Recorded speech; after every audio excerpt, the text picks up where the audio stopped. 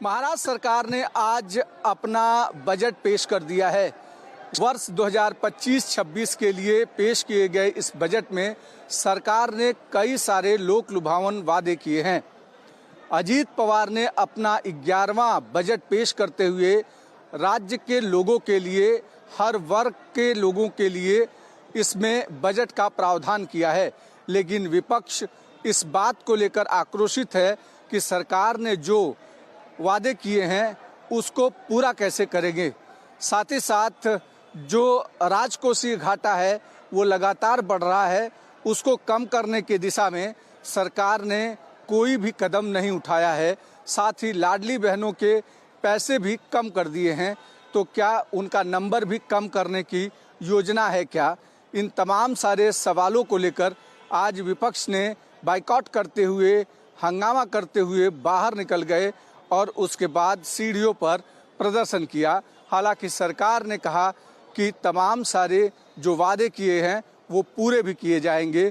और तो और राज्य सरकार ने छत्रपति संभाजी महाराज के लिए संगमेश्वर में एक बड़ा स्मारक भी बनाने की प्लानिंग की है, जिसकी आज बजट में घोषणा कर दी गई है। वीडियो जर्नलिस्ट घनश्याम के साथ अभिषेक पांडे, भारत एक्सप्रेस, मुंबई। हिमाचल प्रदेश के बजट सत्र की शुरुआत आज शिमला में राज्यपाल शिव प्रसाद शुक्ल के अभिभाषण से हुई। अभिभाषण समाप्त होने के बाद मुख्यमंत्री ने मीडिया से रूबरू होते हुए कहा कि जो बजट सत्र इस बार 10 मार्च से लेकर 28 मार्च तक आयोजित किया जा रहा है, 17 मार्च को हिमाचल प्रदेश का बजट सदन में पेश किया जाएगा। उन्होंने कहा कि जिस तरह से हिमाचल को लोग गरीब राज्य समझते हैं, हिमाचल गरीब राज्य नहीं है, स्वयं में सक्षम राज्य है। और जिस तरह की प्राकृतिक संपदाएं हिमाचल के पास हैं, चाहे वो पानी है या मिनरल्स हैं, अगर उसका सही ढंग से भुगतान केंद्र और राज्य सरकारें करें तो हिमाचल का हर व्यक्ति धनी हो सकता है। उन्होंने कहा कि उनका प्रथम उद्देश्य राज्य को समृद्धशाली और आत्मनिर्भर बनाना है और आर्थिक रूप से हिमाचल मजबूत बने, इसी का प्रयास जब से वह मुख्यमंत्री बने हैं। जिस तरह से विपक्ष जनता को बरगलाने का प्रयास कर रहा है, जनता को उनकी बातों में नहीं आना चाहिए और हिमाचल कैसे आर्थिक रूप से मजबूत और समृद्ध हो, यही उनका लक्ष्य है। अब जो विधानसभा सत्र आज से शुरू हुआ है और 17 मार्च को जब हिमाचल विधानसभा में बजट रखा जाएगा तो देखने वाली बात होगी कि उस समय क्या आरोप प्रत्यारोप पक्ष और विपक्ष द्वारा लगाए जाते हैं। शिमला हिमाचल विधानसभा से कैमरामैन स्वास्तिक के साथ ओम प्रकाश राय, भारत एक्सप्रेस। 2 दिनों के अवकाश के बाद सोमवार को विधानसभा के बजट सत्र की कार्यवाही जब शुरू हुई, उससे पहले नेता प्रतिपक्ष के रूप में बाबूलाल मरांडी ने एक तरफ तो अपने चैम्बर को धारण किया, तो दूसरी तरफ सदन की शुरुआत में ही सूचना के आधार पर खड़े होकर उन्होंने कानून व्यवस्था का मसला उठाया। उन्होंने कहा कि आज राज्य के हर इलाके में, चाहे वो कोई भी इलाका हो, उस इलाके में लोग दहशत में जी रहे हैं। उसके बाद बीजेपी के बाकी सदस्यों ने बाबूलाल मरांडी का समर्थन करते हुए हो हंगामा किया। सदन के अंदर काफ़ी देर तक नारेबाजी हुई, मुख्यमंत्री के खिलाफ नारे लगाए गए और सभी बीजेपी के सदस्य जो हैं वो कानून व्यवस्था पर संसदीय कार्य मंत्री राधाकृष्ण किशोर से जवाब मांग रहे थे। आसन को बार बार कह रहे थे कि इसके लिए जिस तरह से कानून व्यवस्था की स्थिति है, ऐसे हालात में सरकार को जवाब देना चाहिए। लेकिन किसी भी सूरत में सरकार की तरफ से कोई जवाब नहीं आया। हाँ, इतना जरूर हुआ कि आसन ने 12 बजे तक के लिए विधानसभा की कार्रवाई स्थगित कर दी। कार्रवाई शुरू होने के बाद एक बार फिर इस मसले को उठाने की कोशिश बीजेपी विधायकों की तरफ से की गई, लेकिन आसन ने प्रश्नों की श्रृंखला को आगे बढ़ा दिया। भारत एक्सप्रेस के लिए कैमरामैन धर्मेंद्र के साथ मधुकर आनंद, रांची। आज उत्तर प्रदेश के लोक भवन में यूपी कैबिनेट के साथ साथ मंत्रिपरिषद की भी बैठक संपन्न हुई। कैबिनेट में जहां 19 प्रस्ताव पारित किए गए, उसमें यह तय हुआ कि जो बलिया में मेडिकल कॉलेज बनने जा रहा है वो शेर बलिया सेनानी चित्तू पांडे के नाम पे होगा। साथ ही तमाम मेट्रो के भी लेके फैसले किए गए। एक बैठक पहले मंत्री कैबिनेट की थी, उसमें जो प्रस्ताव थे माननीय खन्ना जी उन पर बताएंगे। दूसरी बैठक से उसमें सभी राज्य मंत्री और कैबिनेट के सभी लोग थे, तो उस पर कुंभ के बाद ये चूँकि पहली बैठक हुई थी, इसलिए माननीय मुख्यमंत्री जी ने मार्गदर्शन किया है और आगामी जो हमारे कार्यक्रम है उनके बारे में जनपदों में जाना है। उसके किसानों के जो गेहूं खरीद है उसके लिए भी नियम नियमावली तय किया गया। साथ ही मंत्री परिषद जिस पे पूरे प्रदेश की निगाह लगी हुई थी कि आखिर मंत्रिपरिषद के बैठक से क्या निकल के आता है, तो मंत्री परिषद के बैठक में मुख्यमंत्री योगी आदित्यनाथ निर्देश दिए कि जो कुंभ में सरकार की अपार सफलता मिली है उसको प्रभारी मंत्री अपने जिले में लेके जाएंगे और लोगों के बीच चर्चा करेंगे। साथ ही मुख्यमंत्री योगी आदित्यनाथ को उनके सहयोगी मंत्रियों ने कुंभ के सफलता के लिए बधाई भी दिया। सहयोगी शहनवाज खान के साथ रजनीश पांडे, भारत एक्सप्रेस, लखनऊ। 3 साल बेमिसाल 3 साल पूरे होने पर सुरजीनगर में आभार दिवस बनाया गया। इस दौरान सूबे के सीएम योगी आदित्यनाथ, वित्त मंत्री सुरेश खन्ना मौजूद रहे। सीएम योगी आदित्यनाथ ने 4000 से अधिक से विकास कार्यों की झलक देखी और उन्होंने कहा कि 25 मार्च को जब 8 वर्ष पूरे होंगे तो इस तरह की जो एग्जीबिशन और प्रदर्शनी का जो अवलोकन आज किया है वो कहीं ना कहीं प्रत्येक विधानसभा क्षेत्र में किया जाएगा। मैं सुरजीनगर के विधायक डॉक्टर राजेश्वर सिंह का हृदय से आभार व्यक्त करता हूँ कि इस तरह के उन्होंने प्रदर्शनी करके एक दिमाग में आइडिया क्लिक किया है कि जिससे कि आने वाले समय में इस तरह के जो प्रदर्शनी वो लोगों तक पहुँचाया जाए। दूसरी ओर ये भी कहा कि CSR फंड से 14 परियोजनाओं का लोकार्पण शिलान्यास भी बटन दबाकर सीएम योगी आदित्यनाथ ने किया। दूसरी ओर राजेश्वर सिंह को आभार व्यक्त करते हुए कहा कि जिस तरह से राजेश्वर सिंह तेजी से काम कर रहे हैं, आने वाले समय में सुरजीनगर विधानसभा क्षेत्र में अपार संभावनाएं भी हैं। DRDO, एरो सिटी स्पेस और मेट्रो का बड़े बड़े जाल देखने को मिलेंगे, हाईवे देखने को मिलेंगे, SPGI जैसे अस्पताल को और विकसित किया जाएगा। यानी तमाम चीज़ों को लेकर जो आज 3 साल बेमिसाल की तर्ज में जिस तरह से आज कार्यक्रम किया गया, तो सीएम योगी आदित्यनाथ राजेश्वर सिंह से बेहद खुश नजर आए। और उन्होंने ये भी कहा कि आज रंग एकादशी का पर्व है और आज ही के दिन इस तरह का कार्यक्रम हुआ है। मैं राजेश्वर सिंह से अभिभूत हूं और राजेश्वर सिंह को बधाई देता हूं कि इस तरह के कार्यक्रम आने वाले समय में और भी करें। और एक संदेश ये भी कहा है कि होली का जो संदेश होता है भाईचारे का होता है, एकता का संदेश होता है, इसलिए एकता के साथ होली बनाएं, किसी तरह का कोई भी भेदभाव ना किया जाए। वहीं महाकुंभ में स्नान में 60 करोड़ लोगों ने पार्टिसिपेट किया और ये अपने आप में एक बड़ी सफलता भी है। वीडियो जर्नलिस्ट राहुल चौहान के साथ अनुज कुमार, भारत एक्सप्रेस, लखनऊ। बीजेपी नेता और मंत्री नीतीश राणे अक्सर अपने बयानों को लेकर चर्चा में रहते हैं। इस बार उन्होंने हलाल और झटका मांस का मुद्दा उठाया है और लोगों से अपील की है कि लोग हिंदुओं के दुकान से जाकर ही मांस खरीदे, जिससे उन्हें मिलावट नहीं मिलेगी। इसके साथ ही नीतीश राणे ने ट्विटर पर लोगों से अपील की है और मल्हार सर्टिफिकेशन.com का शुभारंभ भी किया गया है। उन्होंने कहा है कि जहां पर मल्हार प्रमाणीकरण मौजूद ना हो, जिन दुकानों पर वहां से मांस की खरीदारी ना करें। इसके साथ ही अगर लोग जाकर हिंदुओं के दुकान से मांस खरीदते हैं तो 100% हिंदुओं का दुकान होगा और उन्हें व्यापार में कहीं ना कहीं लाभ मिलेगा। अब जिस तरीके से नीतीश राणे की तरफ से ये मुद्दा उठाया गया है, उसके बाद कहीं ना कहीं विपक्ष उन्हें घेरने की कोशिश जरूर करेगा, क्योंकि ये मुद्दा नीतीश राणे ने रमजान के दौरान उठाया है। अब ऐसे में देखना होगा कि इसको लेकर विपक्ष किस तरीके से नीतीश राणे को घेरता है और क्या कुछ कदम उठाता है। कैमरामैन रोहन के साथ में अंचल Tiwari, Bharat express. Terror funding मामले में आरोपी और बारामूला से सांसद राशिद इंजीनियर को पटियाला हाउस कोर्ट से नहीं मिली राहत। पटियाला हाउस कोर्ट ने राशिद इंजीनियर की उस अर्जी को खारिज कर दिया है जिसमें उन्होंने अंतरिम जमानत या कस्टडी पैरोल की मांग की थी।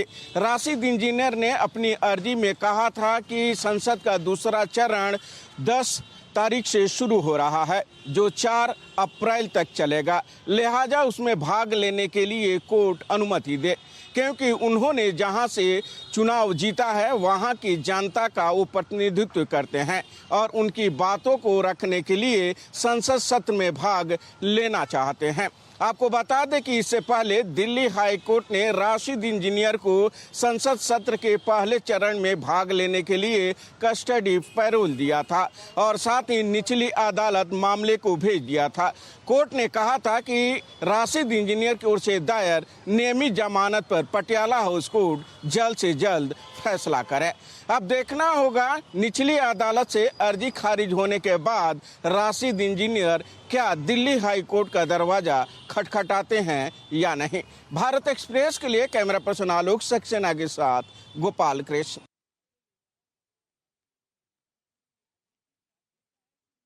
केंद्रीय मंत्री ज्योतिरादित्य सिंधिया आज ग्वालियर पहुंचे, जहां उन्होंने कल इंडिया के द्वारा चैंपियंस ट्रॉफी जीतने पर उन्होंने देश की टीम इंडिया को बधाई दी। चैंपियंस ट्रॉफी विजेता होने पर उन्होंने शुभकामनाएं दी। वहीं आज मध्य प्रदेश विधानसभा सत्र में नेता प्रतिपक्ष उमंग सिंघार के द्वारा जो प्रदर्शन किया गया और बुर्का पहनने कर वो पहुंचे और विरोध प्रदर्शन दर्ज कराया। इस दौरान उन्होंने हमला करते हुए बोलते हुए कहा कि ये कांग्रेस का असली चेहरा है जो आज सामने आया है, उजागर हुआ है। कम से कम कांग्रेस का असली चेहरा तो दिख रहा है अब, जो आपने बोला। जब तक सूरज चांद रहेगा। इनकी कथनी और करनी इसी तरह की है जो कि आज सामने आई है। वहीं शिवपुरी जिले में आज कान्हा नेशनल पार्क में जिस तरह से टाइगर का बढ़ावा दिया जा रहा है, वहीं देश के प्रधानमंत्री ने 58वें टाइगर नेशनल पार्क की जिस तरह से स्थापना की है उसको लेकर उन्होंने धन्यवाद ज्ञापित भी किया। इस दौरान उन्होंने सभी देशवासियों को जिस तरह से देश में पर्यटन बढ़े और इस तरह से देश के प्रधानमंत्री नरेंद्र मोदी इस ओर काम कर रहे हैं उसके लिए भी शुभकामनाएं दी। वहीं इस मौके पर उनका कार्यकर्ताओं ने जोरदार फूलमालाओं से स्वागत भी किया। मनोज चौबे, भारत एक्सप्रेस, ग्वालियर। अयोध्या में आज रंगभरी एकादशी से होली का उत्सव प्रारंभ हो गया है। राम जन्मभूमि मंदिर में संतों ने भगवान श्री राम के साथ होली खेली, तो वहीं दूसरी ओर अयोध्या के राजा हनुमान जी के हनुमानगढ़ी में भी आज होली उत्सव प्रारंभ हो गए। नागा साधुओं ने हनुमान जी का जो निशान है जो वर्ष में एक बार निकलता है उसको आज निकाला और वहां पर पहले हनुमान जी के साथ रंगों से, गुलाल से होली खेली। वहां जो भक्त आए थे उनके साथ होली खेली। उसके बाद उस निशान को लेकर अयोध्या के 5 कोस की परिक्रमा की। मान्यता है कि आज के दिन, क्योंकि एकादशी है और एकादशी के दिन हनुमान जी के निशान के साथ अयोध्या के प्रत्येक मंदिरों में नागा साधु जाते हैं। वहाँ जो विराजमान भगवान हैं उनसे आग्रह करते हैं कि अब होली का उत्सव प्रारंभ हो गया है और रामलला के दरबार में जाकर होली खेले। तो आज वही मान्यता के तहत हनुमान जी का निशान अयोध्या में निकाला गया, गाजा बाजे के साथ निकाला गया। इस दौरान सुरक्षा के कड़े इंतजाम रहे और जब वो निशान नागा साधुओं के साथ अयोध्या की सड़कों पर रहा तो लोगों ने उस निशान को देखकर नागा साधुओं के साथ होली खेली। सबसे पहले ये निशान अयोध्या के कोतवाली में गया, जहां पर उनका जो सनागा साधु हैं और उस निशान का फूल वर्षा करके वहाँ के पुलिस वालों ने स्वागत किया और उसके बाद सभी मंदिरों में हनुमान जी का निशान गया और ये आग्रह किया गया कि रामलला के साथ अब होली उत्सव प्रारंभ हो गई है और आज से अयोध्या में होली का उत्सव प्रारंभ हो गया है। कैमरा सहयोगी मानस के साथ मनमीत गुप्ता, भारत एक्सप्रेस, अयोध्या।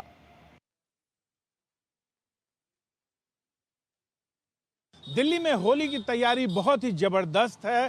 27 साल बाद दिल्ली में भारतीय जनता पार्टी की सरकार बनी है और देखिए ये मोदी और योगी पिचकारी की डिमांड है। इसमें एक तरफ प्रधानमंत्री नरेंद्र मोदी हैं तो दूसरी तरफ उत्तर प्रदेश के मुख्यमंत्री योगी आदित्यनाथ हैं। इस पिचकारी की पूरे दिल्ली में बहुत ज़्यादा डिमांड है। साथ ही साथ देखिए आप तमाम तरह तरह के रंग हैं, अबीर है, गुलाल है, पिचकारियाँ हैं, साथ ही साथ तमाम तरह के मुखौटे हैं। ये मुखौटे भगवान शिव द्वारा अपने भूत प्रेत पिशाचों के साथ जो उन्होंने होली मनाई थी काशी में, वाराणसी में, मसान की होली, ये उसका प्रतीक है। लोग इसे अपने चेहरों पे लगा के अपने जो करीबी हैं उनको रंग गुलाल लगाते हैं, उनसे मोहब्बत का इजहार करते हैं।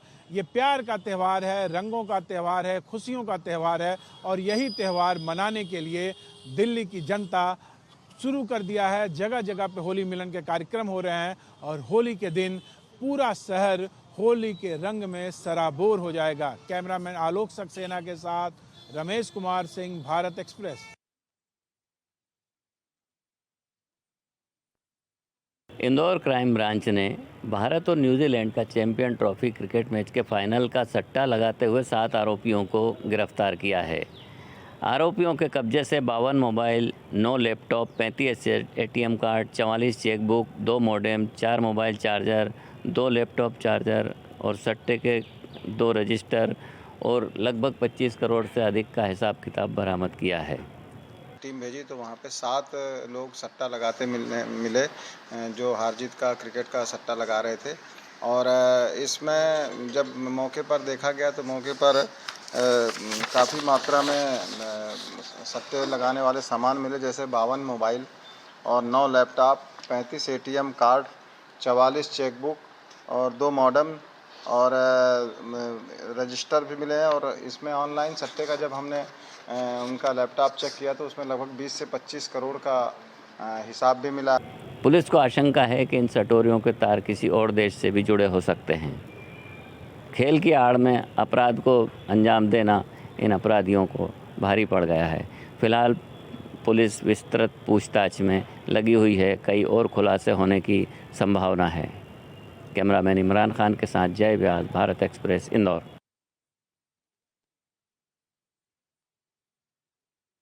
लखीमपुर की सदर कोतवाली क्षेत्र के भसड़िया क्रॉसिंग मोड़ के पास सड़क हादसा हुआ है। सड़क हादसे में तेज रफ्तार कार जब मोड़ पर बाइक से टकरा गई तो बाइक सवार की मौत हो गई है। वहीं बाइक पर सवार एक घायल भी हुआ है। पुलिस ने जानकारी देते हुए बताया है कि यह हादसा जो है भंसड़िया क्रॉसिंग के मोड़ पर हुआ है, जिसमें तेज रफ्तार कार में सवार 3 छात्र जब कार मोड़ पर अनियंत्रित हो गई तो बाइक से टकरा गई। हालांकि कार में एयरबैग्स खुल जाने के कारण तीनों छात्र सुरक्षित थे, जो कि विद्यालय में परीक्षा देने के लिए जा रहे थे। तो पुलिस ने मौके पर पहुंचकर घायल को उपचार के लिए अस्पताल भिजवाया और साथ ही जो छात्र विद्यालय में परीक्षा देने जा रहे थे उन्हें विद्यालय छोड़ा गया है। हालांकि इस पूरे हादसे में एक व्यक्ति यानी कि जो बाइक चालक था उसकी मौत हो गई है। लखीमपुर खीरी से भारत एक्सप्रेस के लिए हर्ष गुप्ता।